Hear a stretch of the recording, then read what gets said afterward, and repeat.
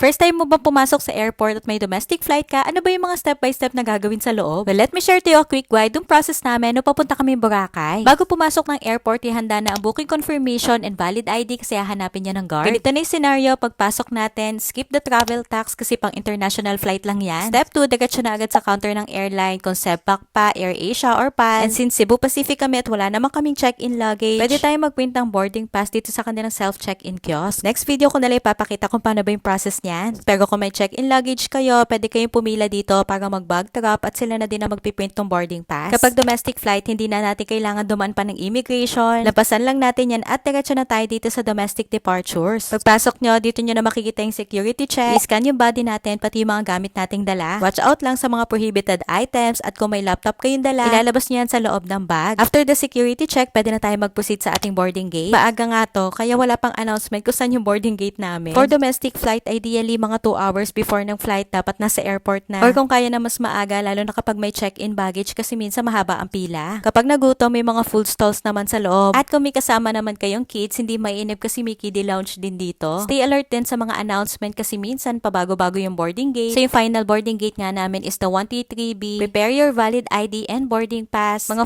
45 minutes before the flight, nag-a-announce na sila na pwede na mag-board. Then sasakay muna tayo dito sa kanilang bus bago makarating doon sa mismong plane. Habagat season nga to, kaya eto maulan pero may payong naman silang provided. And yes, that's it. Hanapin nyo na lang doon sa boarding pass kung ano yung seat number nyo. Follow na lang for the next vlog kung paano ba kami nakarating from airport to hotel.